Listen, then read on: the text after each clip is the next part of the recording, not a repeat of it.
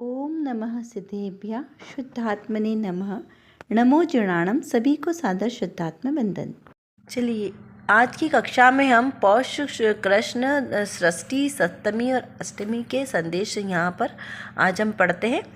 तो ये जो संदेश हमें प्राप्त होते हैं, ये हमें छोटे छोटे से संदेश जीवन में बहुत ही प्रेरणा देने वाले होते हैं। ऐसे ही ये सार गर्भित संदेश हमें भेद ज्ञान करने की शिक्षा देते हैं। तो चलिए पढ़ते हैं हम पहले आज का यह संदेश। इसमें लिखा है कि विचार मंथन सब विकल्प रूप ही है, उससे भिन्न विकल्पातीत एक स्थायी ज्ञायक तत्व सो आत्मा है। पहले विकल्प नहीं टूटता परंतु पक्का निर्णय आता है। इसका क्या अर्थ है कि जो विकल्प करते हैं कि मैं ज्ञायक हूँ, मैं चेतन हूँ, मैं ज्ञाता दृष्टा हूँ, तो ऐसे विकल्प में भी दुख है, वहाँ पर भी सुख नहीं है। सुख तो वहाँ है जब आपको विकल्प करने की ही ज़रूरत ना पड़े और आपको स्वयं में ही स्वयं का ज्ञाता स्वभाव अनुभव में आए। तो वो जो मैं अनुभव में डायरेक्ट मेरा जो ज्ञायक स्वभावी आत्मा जो अनुभव में आ रहा है वही आत्मा है। तो ऐसा निर्विकल्प होकर आत्मा का पक्का निर्णय करें, पहले श्रद्धान करें कि मैं ही आत्मा हूँ, ये किसी और की बात नहीं चल रही है। वो ज्ञायक स्वभावी, वो परम पारणामिक स्वभाव वाला आत्मा मैं ही हूँ, ऐसा पक्का निर्णय करो। तो वहाँ पर विकल्प रहेंगे नहीं, क्योंकि जब पक्का निर्णय होगा तो विकल्प रहेंगे ही नहीं। उसी बात को यहाँ समयसार जी कलश 205 के भावार्थ के आधार से यहाँ बताया है, जो सर्व विशुद्ध ज्ञान अधिकार का विषय है। जैसे आत्मा को सर्वथा अकर्ता न माने, जब तक स्व पर को भेद ज्ञान न हो तब तक तो उसे रागादिक का अपने चेतन स्वरूप भाव कर्मों का कर्ता मानो, और भेद ज्ञान होने के बाद शुद्ध विज्ञान घन समस्त कर्तृत्व भाव से रहित एक ज्ञाता ही मानो। इस प्रकार से यहाँ पर बताया कि कैसे जब तक भेद ज्ञान पूरा नहीं होता है तब तक तो उन रागादिक विकारी भावों का कर्ता मानना है, लेकिन भेद ज्ञान होते ही सहज ही वो भाव नहीं आएगा, स्वयं को अकर्ता अनुभव करने का भाव आएगा और कर्तृत्व का अभिमान टूट जाएगा। इस प्रकार एक ही आत्मा में कर्तृत्व तथा अकर्तृत्व दोनों भाव विवक्षा रूप से सिद्ध होते हैं। ऐसा शादवाद मत यानी जैनों का है, और वस्तु स्वभाव भी ऐसा ही है, ऐसी कोई कल्पना वाला नहीं है।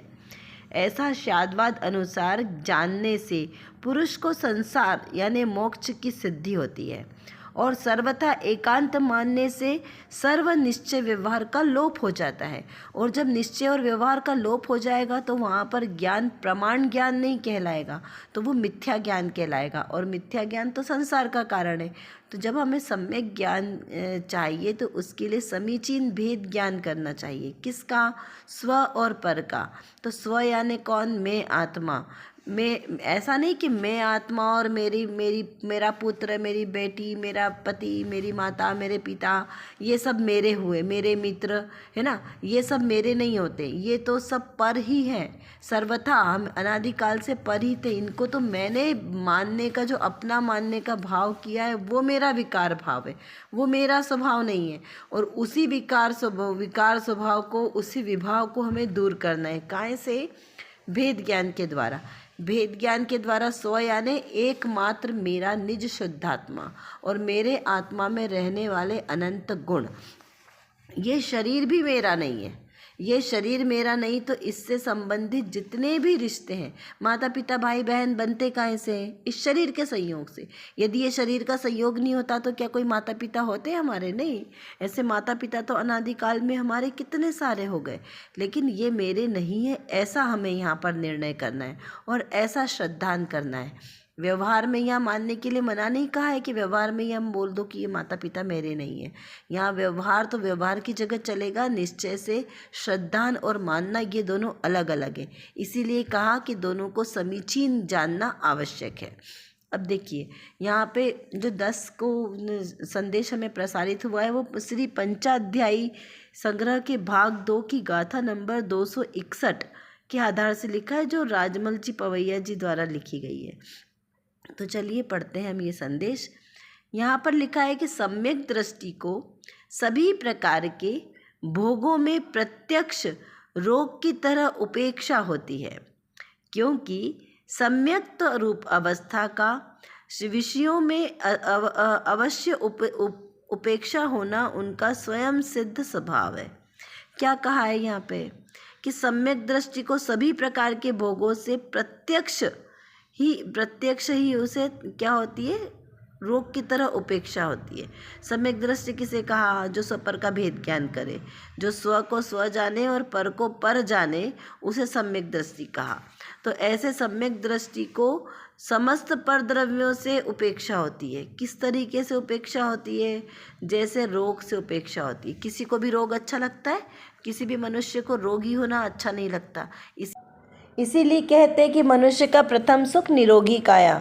तो उसी प्रकार सम्यक्त रूप अवस्था का विषयों में अवश्य ही उपेक्षा होना उनका स्वयं सिद्ध स्वभाव है। क्यों? क्योंकि जो सम्यक दृष्टि जीव होंगे उसे विषयों के प्रति विरक्ति का परिणाम होता है। उन्हें 5 इंद्रिय के विषय भोग कभी अच्छे नहीं लगते। काक बीट सम गिनत है सम्यक दृष्टि लोग। कौन? इंद्र और चक्रवर्ती के वैभव को भी वो कैसे गिनते हैं? काक बीट के समान, धूल के समान। 6 खंड का राज्य उनको धूल के समान लगता है।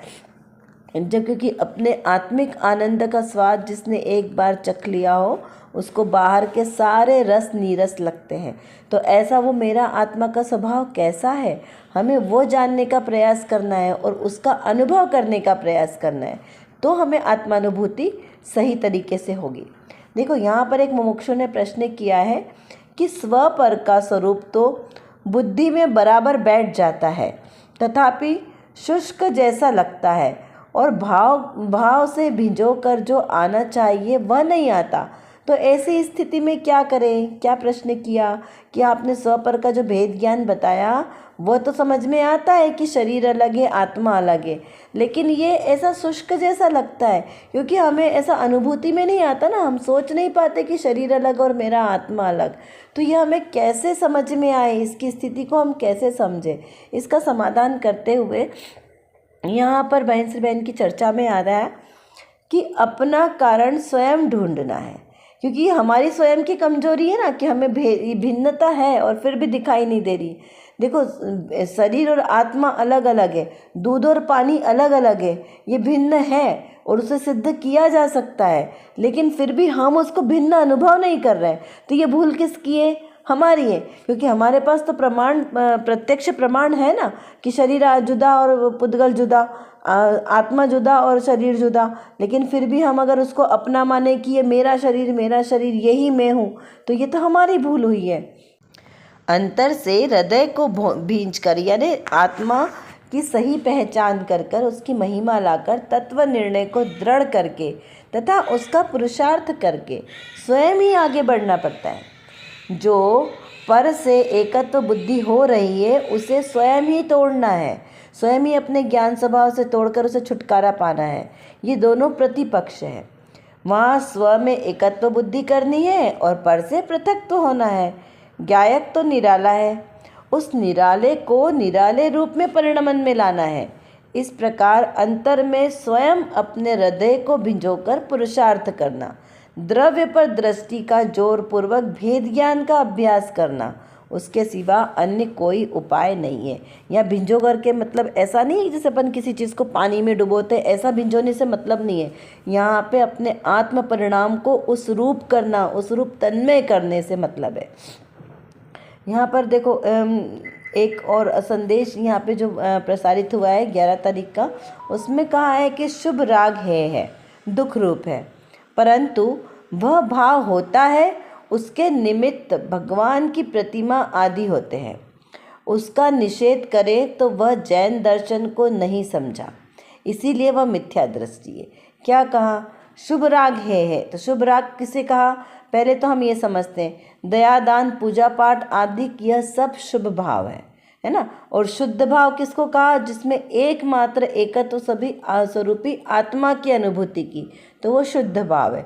तो वो शुद्ध भाव तो सर्वथा उपादेय ही है, ग्रहण करने योग्य है। लेकिन शुभ राग को है क्यों कहा? क्योंकि शुभ राग में क्या किया? वीतरागी सच्चे देव शास्त्र गुरु के प्रति भक्ति का भाव, पूजा का भाव, फिर पुराण पुरुषों के प्रति बहुमान का भाव कहे, या फिर दयादान पूजा पाठ आदि किसके प्रति, उत्कृष्ट श्रावकों के प्रति। तो ये सब पुण्य भाव है, पुण्य आश्रव। लेकिन है क्या? आश्रव। आश्रव यानी दुख रूप।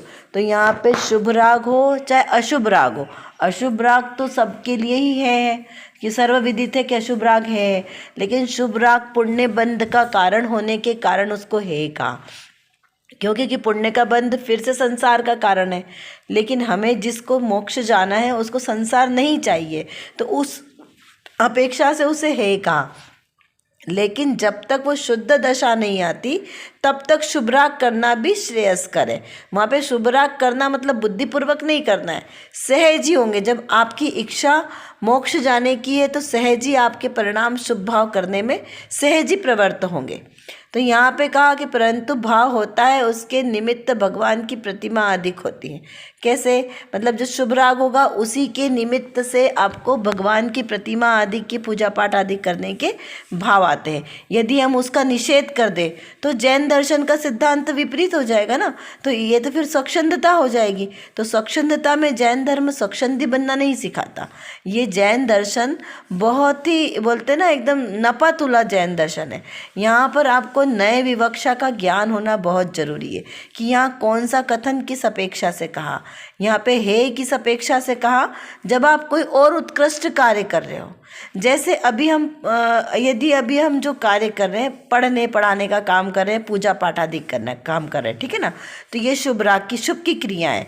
लेकिन अगर हमारी रुचि आत्म साधना में लग रही है, सामायिक में लग रही है, तो फिर उसके लिए आपको क्या कहा कि ये कार्य है। क्यों? क्योंकि जो सामायिक के काल में आपकी अनंत गुणी कर्मों की निर्जरा होती है। जब आप ध्यान की दशा में आरूढ़ होकर अपने आत्मा का ध्यान करते हैं तो ये आपके लिए ज़्यादा उपयोगी है। इसलिए कहा कि अगर आपका ध्यान में मन लग रहा है तो आप पहले ध्यान में करो, और जब आपका ध्यान आदि में मन ना लगे तो आप ये सब पूजा पाठ आदि करो। तो इसलिए यहाँ पे निषेध नहीं कहा। यदि उसका निषेध करे तो वो मिथ्या दृष्टि कहलाएगा। यहाँ पर श्रोता ने प्रश्न किया है कि द्रव्य में से पर्याय उत्पन्न होती है, पर्याय व्यय होकर द्रव्य में मिलती है, तब द्रव्य ध्रुव टंकोत्कीर्ण तो नहीं रहा, तो किस प्रकार से इसे समझना है? इस प्रकार प्रश्न किया है। इसका समाधान करते हुए यहाँ पर आचार्य देव समझाते हैं कि पर्याय द्रव्य में से उत्पन्न होती है और पर्याय व्यय होकर द्रव्य में ही मिलती है। यह पर्यायार्थिक नय से कहा गया है। और द्रव्यार्थिक नय से द्रव्य तो ध्रुव और टंकोत्कीर्ण यानी कुटस्थ है। यहाँ टंकोत्कीर्ण का अर्थ लेना आत्मा का स्वभाव, जानना जानना जानना स्वभाव कैसा है, सदा काल एक जैसा रहने वाला है, शाश्वत रहने वाला है, जिसका कभी कोई क्षय नहीं होने वाला है, उसमें कोई परिणमन नहीं होता। ज्ञान ज्ञान ज्ञान ज्ञान रूपी आत्मा का स्वभाव है। इस प्रकार आत्मा के ध्रुव स्वभाव को बताया है। तो ध्रुव स्वभाव यानी द्रव्यार्थिक नय क्यों? क्योंकि ध्रुव यानी स्थिर, जो कभी चलायमान नहीं होता, जो कभी पलटता नहीं है। तो ऐसा जो आत्मा का स्वभाव है वो हमेशा सदाकाल अपरिणामी रहता है। इस अपेक्षा से यहाँ कहा कि द्रव्यार्थिक नय से आत्मा को टंकोत्कीर्ण, ध्रुव और कुटस्थ कहा है। लेकिन पर्यायार्थिक नय में पर्याय में बार बार अवस्था बदलती है, इस अपेक्षा से वहाँ पर उसको परिणमन करने वाला कहा है। तो ऐसे दो विवक्षाओं से यहाँ पर वस्तु स्वरूप को समझाया है। पर्यायार्थिक नय में जो पर्याय निकल रही है वो भी कहाँ से निकल रही है? ध्रुव स्वभाव से निकल रही है, और ध्रुव द्रव्य से निकल रही है और द्रव्य में ही विलीन हो रही है, इसलिए उसको द्रव्य की ही कहा। लेकिन चूंकि वो पर्याय एक एक समय की है तो उस अपेक्षा से उसको पर्यायार्थिक नय से उसको अलग भी कहा है। ऐसे दो विवक्षा है। यहाँ पर श्रोता ने एक और प्रश्न किया है कि द्रव्य से पर्याय भिन्न है, तो पर्याय कहाँ से आती है? देखो, द्रव्य से पर्याय भिन्न कही तो फिर पर्याय कोई अलग जगह से आती है क्या? तो ऐसा नहीं है। द्रव्य से ही पर्याय तो द्रव्य में से ही निकलेगी, अलग से नहीं निकलेगी, लेकिन वो एक समय मात्र की होने से उसे भिन्न कहा है। यहाँ पर आचार्य देव कहते हैं कि पर्याय आती तो द्रव्य में से है, कहीं अधर से नहीं आती या कहीं बाहर से नहीं आती। लेकिन जब पर्याय को सूत्रपने स्वतंत्र सिद्ध करना हो तब पर्याय पर्याय से ही है, क्या कहा कि जब उसे स्वतंत्रता, पर्याय की स्वतंत्रता को सिद्ध करना हो तो पर्याय कैसी है, एक समय की है। तो उसका एक समय में वो स्वयं अपने अस्तित्व गुण को धारण करे हुए हैं। तो वो पर्याय का वहाँ पे उत्पन्न होना और व्यय होना, ये दोनों अपनी एक स्वतंत्र क्रिया है, उसमें द्रव्य का हस्तक्षेप नहीं है। लेकिन जब उसकी अखंडता को सिद्ध करना है तो क्या कहा जाएगा कि पर्याय द्रव्य से की ही आ रही है। जैसे समुद्र का उदाहरण देखें तो समुद्र की लहरें समुद्र से भिन्न नहीं है, उसी प्रकार यहाँ पर इसको समझना है।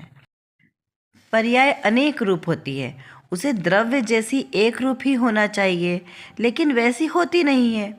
द्रव्य सत है और पर्याय भी सत ही है, स्वतंत्र है। इस अपेक्षा से द्रव्य से पर्याय को भिन्न कहा जाता है। और अभिन्न कैसे कहा जाता है, क्योंकि द्रव्य में से ही पर्याय निकलती, कहीं और से नहीं आती।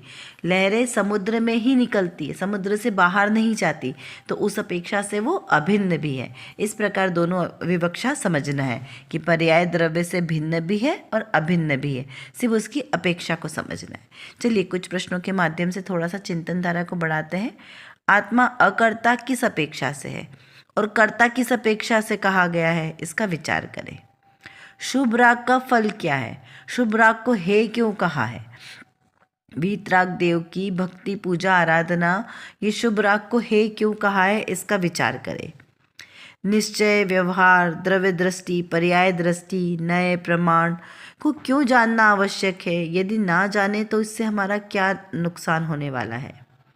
द्रव्य गुण पर्याय क्या है, इसका विचार करें। मैं तो टंकोत्कीर्ण ज्ञायक स्वभावी हूँ, इसका क्या अर्थ लेना, इसका विचार करें, चिंतन मनन करें कि मेरा स्वभाव क्या है। कर विचार तो पाम, हम जितना विचार करेंगे उतना ही हमारा विषय क्लियर होगा, क्योंकि हमारे पास समय की कमी है और जानना बहुत ज़्यादा है। और किसको जानना है, अपने ही ज्ञायक स्वभाव को जानना है। तो जब तक हम अपने इस ज्ञायक स्वभाव को नहीं जानेंगे तब तक हमारा कोई भी कार्य सिद्ध नहीं हो सकता। तो एकमात्र जो मेरे अंदर, मतलब मेरे आत्म स्वभाव में जो ज्ञान नाम का विशेष गुण है, इस गुण को एकमात्र अपने ज्ञायक स्वभाव को जानने में लगाएं तो निर्विकल्प दशा की प्राप्ति होगी। और इस निर्विकल्प दशा के ही आश्रय से हमें शाश्वत सुख की प्राप्ति होगी। तो वो शाश्वत सुख हमें प्राप्त हो, इसीलिए पुरुषार्थ करना आवश्यक है। उसके लिए व्यवहार से तो सच्चे वीतरागी देवशास्त्र गुरु का आश्रय लेना योग्य है, और निश्चय नय से मेरी निज शुद्धात्मा का आश्रय लेना ही सर्वश्रेष्ठ उपाय है। अभी के लिए बस इतना ही, विशेष चर्चा हम आगे की कक्षाओं में करेंगे। तब तक हम अपने आत्मस्वरूप को जानें, पहचानें और उसी में लीन रहें। इसी विशेष मंगल भावना के साथ आप सभी को सादर जय जिनेंद्र।